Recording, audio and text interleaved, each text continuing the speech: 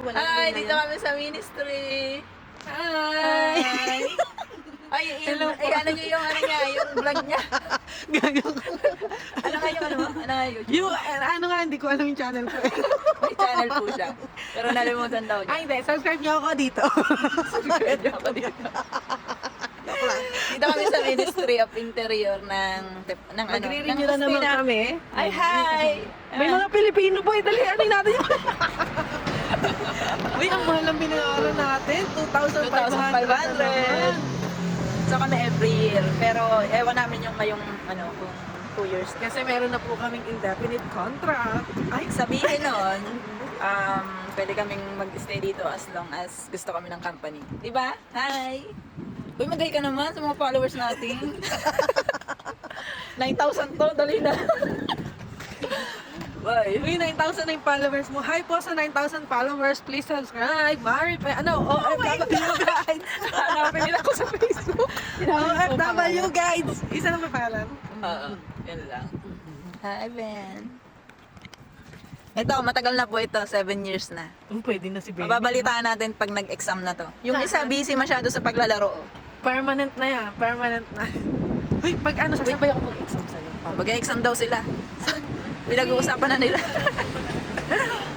Dapat mag-permanent result pa na Pero sinerge Gaano ba ko yung katagal ang mga registration exam. doon? Alam mo ba, meron din siyang ano eh. Yung kakausapin ka talaga. Yung gano'n. Yun ang kinakabahan ako. Uy, gano'ng katagal ang registration doon? Kailangan mo talaga mag-aral. Basta sabihin mo kay ano ha.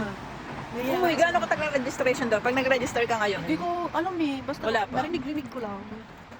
Ang lamig, ang lamig. Ano pa lang po ako magpo 4 years.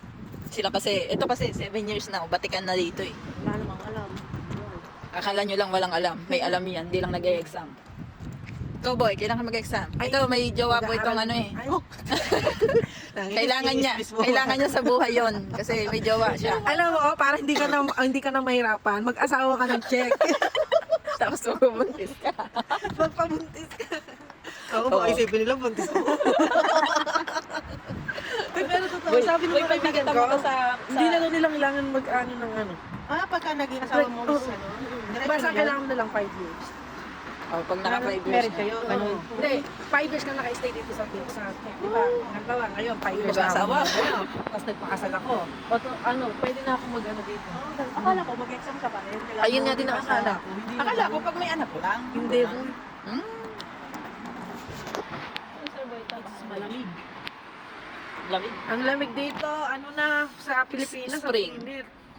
Ay, sa mga Ay, gusto pa naman. magpa-subscribe ka. Dali na. Pagkakataon mo na to, boy.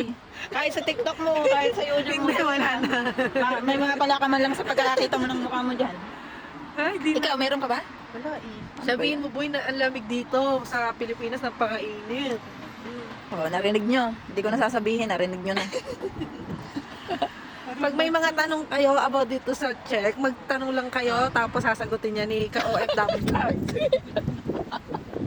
Yung video niya nakapuro kalokohan. Ngayon lang, hoy, minsan lang ako mag-video ng kalokohan na lagi akong seryoso sa buhay. Kaya ako, lami seryoso ko eh. Ah, labig! So either naglalakad dyan, pupunta ng ano, Oo. nasa Ay, park. nanonood. Yung wala, nakapalo ako sa'yo. O yung nga, ba't gano'n? Yung pagkapala inano mo yung ano mo, no? Napapalo ka. Ah, Kasi labig. marami nakaka-view. Tapos yung, ba ikaw, may friend ka, view din nila pag ano, Kasi diba, may nag- nilike ka, ganun. Nagulat ako boy kahapon, first time kong nakita kung sino yung lolo. Pero mutual friend. Meron kang Sabi ko, ganun pala yun. May nakakapanood sila ng video kahit Tsaka ano, sa hashtag ka mag-ano, kung ano yung hashtag mo. Alam nyo, nagpunta nga tayo sa Inita, nasa Lilom din naman, ang lamig talaga. Ay, hindi. Ang lamig po dito, kahit spring na siya. Charan! Hi! Hindi nga pinadali na nila eh. Pagka Ano kami dito, nag-ano muna kami, parang nag-register.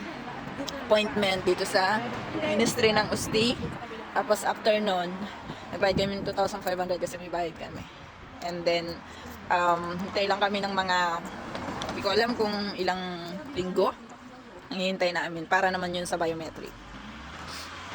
Then, pag biometric namin, yun na, meron na kaming card nun. So, surrender na namin yung luma naming card. So, ganun yung process kapag magpa-biometric ka dito sa Czech Republic. Mabilis lang. So, mag-appointment ka lang, tatawag ka, and then pagkatawag mo, pagdating mo dito, may pangalan ka na, darating ka lang sa oras kung kailan ka mag-ano, ganun. Tapos yun na, okay na. Kasi kahit kung Dito na kami sa sakyan. Ay boy, magbabay ka na. Paalam ka na. Ay, ito isa hindi ko maano eh. Busy siya. Ay, may driver kami, si Sir Boyta. Saka si Benny. Bye-bye.